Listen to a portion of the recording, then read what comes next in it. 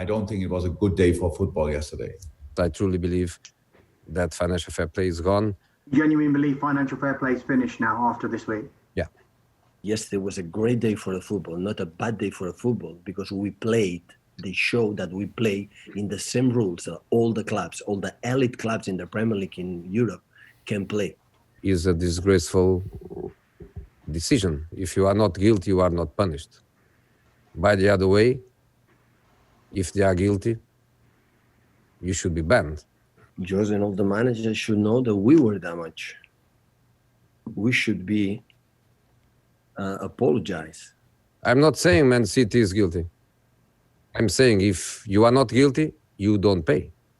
You are not punished, even with a pound. We don't expect for Liverpool or Tottenham or Arsenal or Chelsea or Wolves or Liverpool and all the clubs are going to defend, but we can defend ourselves. Don't go from behind and whispering we're going to do it, 7, 8, 9 clubs doing this behind and do it what you have to do. Go and do it on the pitch. Let's go and try it. No, not behind.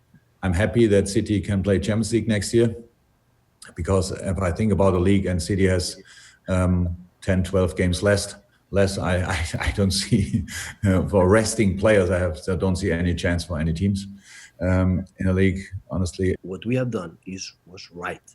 It was proper. That's why they had to accept it, go on the pitch and play against us there. Well, that's Messrs. Klopp, Mourinho and Guardiola with some very different reactions to yesterday's verdict as Manchester City's 2-year Champions League ban was overturned at the Court of Arbitration for Sport. Let's bring in our 3 main men, Julien, Marc Ogden, Gab Marcotti. I want to get your reactions first of all to that potpourri we just heard from the respective managers, Gab, but pretty much along party lines, wasn't it? 100% along party lines, and like this is where people kind of go and then they play a role. I want to remind people of something, that we haven't seen the written reasons. We were not part of the litigation that took place. None of these 3 people know what the hell they're talking about in terms of financial fair play and what rules were broken, what rules were not. So, frankly, all they're doing is playing to their own audience. Pep Guardiola wasn't there when these shenanigans allegedly occurred, but CAS decided that they weren't proven or that they were time barred. All you can do is live by what the verdict is. But you know what? Financial fair play is not just about punishing Manchester City.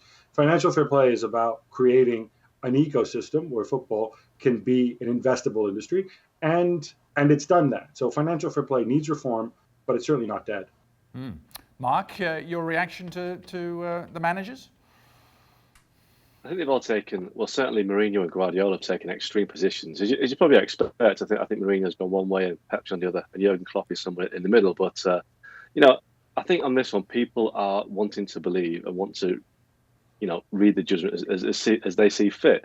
I've heard people say that Man City have been exonerated from this. Well, they haven't. They've had to pay a €10 million fine, which is, I can't think of any bigger fine ever in football of any club being fined more than that for obstructing UEFA. So they haven't come out of this smelling of roses, shall we say. So, like Gab says, the written reasons will be crucial in this. They'll break down into a minute detail as to what brought CAS to their verdict. So I think, as we said, people take their own positions. I think Pep is going to, like I said, a little bit too extreme in terms of people should apologise to us. I think, Man City were found guilty by UEFA in 2014 of infringing FFP rules. So they have done something wrong. It's just that, this action was outside the UEFA time constitution. So that's why, ultimately, City are in the Champions League next season. How embarrassing, Jules, is this for UEFA? I mean, it does seem like they didn't know their own rules. I think they knew their own rules. Of course they did. They just gave it a go in a sense that they clearly thought that City should be punished more heavily for breaching financial fair play. Because I think we should remind Pep Guardiola as well, who, by the way, should be far more humble than he was, I thought, yesterday in his press conference or today, by the fact that Manchester City, albeit before he arrived at the club, did breach financial fair play rules before and they were punished for that. And clearly UEFA felt after the Football League's revelation that they should be punished far heavily, hence the 2-year ban and the 30 million euro fine. And then CAS thought that one, maybe it was not fully justified, and two, as Gab said, it was time barred. I don't think there's any reason to be proud when your case is won on technicality, on part of it for technicality because it's time barred. I don't think there's any reason to be very cheerful and very proud of that. And I really think Pep Guardiola should be more humble. For UEFA, they went for it. Clearly the Football Leagues arrived much later after the breach of regulations by City in the case of financial fair play. They thought maybe they had a case that, yes, it was before 5 years, but that Football Leagues became in between, if you want. So I don't know, they went for it. They were not successful in that sense, but I don't think it's shameful. I don't think shameful is the right word for UEFA at all. They clearly believe in financial fair play. They have a lot of faith in it. I think, as we said yesterday and we said on the podcast with Gab, in many respects, he's been successful. He's been very positive for football. Yes, it's not perfect. And I think PSG and Man City got away with it far too easily. But I don't think shameful is the right word. Yeah. But sorry if I just jump in there. There is something here that is extremely problematic, though, and that is kind of like the elephant in the room. If the statute of limitations is time bearing, and we'll know when the written reasons come out, if that is an issue, right? If that is ultimately the main issue that got City off, and we don't know that yet, then you have to ask the question: why wasn't it an issue when City were in front of the adjudicatory chamber? Why did UEFA's the independent club financial control body, why did they ignore this factor? But CAS decided it was very important. We need an answer to this. We need an answer to this, and I think this is part of I hope the transparency that we get, because City do have a point. If this applies, then why were we punished back on Valentine's Day when we were banned for 2 years? If this should not have applied, we still need an explanation, one way or the other. I hope we get it, because right now it's clear as mud, and all that's going to happen is people are going to be more and more polarized. Mark, whether City have been exonerated or not, they clearly dug their heels in and dragged this out as long as, this is a 20-month process we're talking about, and they must have known that this time bar issue was going to come into play. Well, exactly, and people keep saying that Man City have amassed this team of multi-million-pound lawyers that are the best lawyers in the world, but it just takes a competent lawyer to realise that if something's time barred after 5 years, and now you're 6 years on, then it isn't going to stick. It's basic stuff, and I've heard all sorts of theories that UEFA knew this wasn't going to stick, but they wanted to be seen to be doing something, like a case that you can't win, but you have to be seen to be doing something. Well, I don't buy that, because UEFA look stupid. They look ridiculous. That their big charge has fallen down because of a time bar situation where, like I say, legally it just didn't apply. Now, the written reasons will be interesting, because they will tell us, like we said, in minute detail as what's happened, but it doesn't look good on UEFA that they've allowed this to happen. It looks amateurish. Where does this leave financial fair play, Jules? You talked about the positive things it's brought to the game, and certainly unsustainable debt is not at the levels that it was 15 years ago. But is this going to damage financial fair play? Is it going to change financial fair play moving forward? I think, as we said, it's not perfect. I think it's needed in the game, one way or another. I think if you look into it and you want to reform it to make it better, I think this is the right time to do it.